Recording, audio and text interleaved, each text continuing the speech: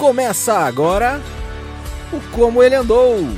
No ar, a juventude que segue os passos de Jesus. Apresentado por Rafael Vasconcelos. Vamos agora para o nosso desafio de hoje na Palavra de Deus. Já vai pegando sua Bíblia ou desbloqueando o aplicativo do celular da Bíblia. E vamos falar hoje um pouco sobre o quanto você considera a sua vida preciosa. Quanto você dá valor à sua vida. Qual é o valor de você mesmo? Muitas vezes a gente coloca tantas coisas à frente de Deus na nossa vida. Nós falamos isso num dos devocionais passados, quando a gente falou sobre ídolos, né? E a gente falou que ídolos podem ser dinheiro, pode ser fama, pode ser muitas coisas. Mas tem um tipo de idolatria que, pelo menos para mim, é muito difícil de destruir, que é a idolatria do meu ego. É o desejo de controlar quem as pessoas acham que eu sou. É o desejo de controlar e induzir a opinião das pessoas sobre mim. É o desejo de ter um reconhecimento. E muitas vezes nós damos mais valor à nossa vida do que a Cristo Jesus. Nós nos colocamos em primeiro lugar e tiramos Jesus do único lugar que ele pode estar. Não é uma opção. É uma determinação. Jesus só pode estar no primeiro lugar da nossa vida. Se ele não está no primeiro, ele praticamente não está em lugar nenhum. E você precisa repensar tudo que você tem feito da forma como você tem agido. Começando lá em Atos 20, versículo 24, fala assim, ó. Paulo fala assim: Todavia não me importo, nem considero a minha vida de valor algum para mim mesmo, se tão somente puder terminar a corrida e completar o ministério que o Senhor Jesus me confiou, de testemunhar do Evangelho da graça de Deus. Olha como ele começa. Todavia não me considero e nem me importo com a minha vida. Não me importo nem considero a minha vida de valor algum. Se eu não puder terminar a corrida e completar o ministério que o Senhor Jesus me confiou. Se eu não puder realizar o que Cristo tem para mim, a obra que Ele tem para a minha vida não terá valor. A minha vida não será importante. Se eu não completar o que foi me dado por Deus, se eu não cumprir o propósito de Deus, eu terei uma vida fracassada. Ah, mas eu ganhei muito dinheiro, eu fiz muito sucesso, eu tenho muitas pessoas ao meu lado. Se você não cumpriu a vontade de Deus para sua vida foi fracassada. Você sabe qual o propósito de Deus na sua vida?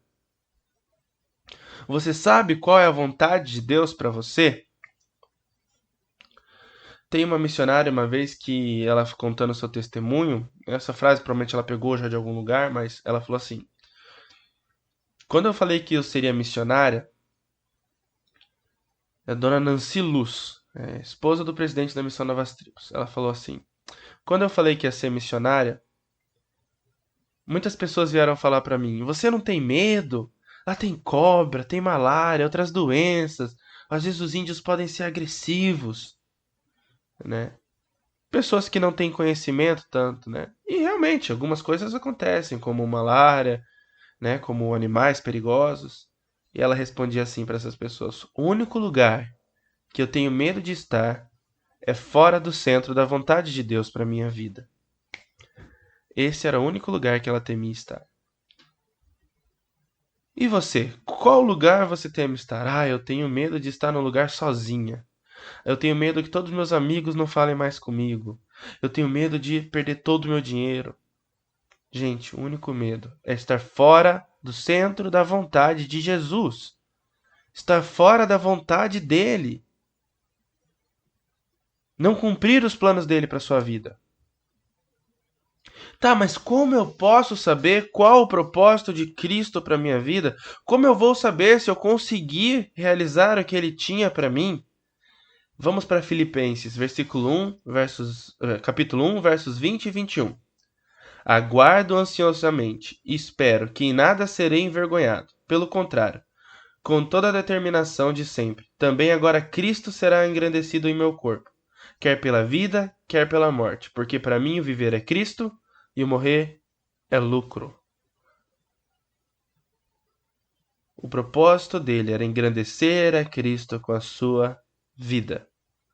Talvez você não será um missionário no campo, talvez você nunca irá para a África, talvez você nunca será um pastor, mas engrandeça a Cristo com a sua vida.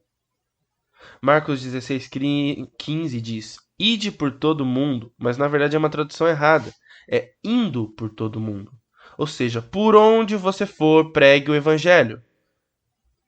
Por onde você for, faça o nome de Cristo ser engrandecido através da sua vida. E Paulo fala, através da vida ou até da morte. As situações boas ou ruins, elas podem ser um fator para fazer Cristo ser engrandecido através da sua vida. Basta você estar disposto a enfrentar e aprender a lição. Você precisa engrandecer a Cristo. Você precisa engrandecer a Cristo na escola, você precisa engrandecer a Cristo no seu trabalho, você precisa engrandecer a Cristo na sua família, você precisa engrandecer a Cristo na sua faculdade, todos os lugares. E uma pergunta: como você tem engrandecido a Cristo na sua família? Mas você não conhece a minha família. Gente, Paulo estava falando de engrandecer a Cristo até na sua morte. E essa morte não era qualquer morte, ele seria assassinado por pregar o evangelho. Se tem uma situação difícil na sua família, engrandeça a Cristo através dela. Se você tem uma família boa, uma família que cuida, uma família cheia de amor, engrandeça a Cristo através dela. Se na escola você sofre perseguição, ou na faculdade por ser um cristão e ter atitudes de um cristão, engrandeça a Cristo através disso. Se no trabalho você tem dificuldades por não querer ceder a certas pressões, a certas pequenas desonestidades, engrandeça a Cristo através disso. Faça da sua vida um exemplo. Faça da sua vida um espelho. Paulo, ele passou por tudo isso, mas ele podia dizer: sede imitadores de mim como eu sou de Cristo. As pessoas imitarem você, se elas te imitarem, elas vão se parecer com Cristo ou vão se parecer com alguém que não conhece a Cristo? Reflita sobre isso. Se alguém imitasse as suas atitudes e agisse igual a você, tem um livro que chama Em Seus Passos, o que faria Jesus? Coloque isso como propósito na sua vida. Cada passo que você der, pense: o que Jesus faria se ele estivesse no meu lugar? Qual atitude ele tomaria com aquela decisão que eu tenho que fazer? Cristo tem que ser o foco de cada atitude e ação. E o mais interessante é que ele fala: quer pela vida, quer pela morte, porque para mim o viver é Cristo. Cristo é a razão da sua vida. Paulo passou por perseguições, Paulo passou por dificuldades, por isso que ele desconsiderou a vida dele preciosa. Ele realmente fez isso. Ele não só falou da boca para fora ali em Atos.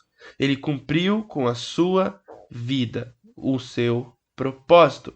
No início do verso 20 de Filipenses 1, ele fala: sim, e guarda ansiosamente, espero que em nada serei envergonhado. Ele foi maltratado, ele foi judiado, ele sofreu tortura, mas ele sabe que chegará um dia que tudo isso valerá a pena. Enquanto isso, ele vive para Cristo e aguarda a morte, que é o lucro. Por quê? Porque a morte é a presença de Deus. Quando nós estaremos sentados ao lado dele. Nosso desafio para hoje é: viva Cristo Jesus. Seja um espelho dele e sempre reflita: se alguém imitasse meus passos, ele se parecia com Cristo ou com alguém que não o conhece? Esse é o nosso desafio de hoje. Esse é o nosso alvo de vida. Termina agora o Como Ele Andou, jovens seguindo os passos de Jesus.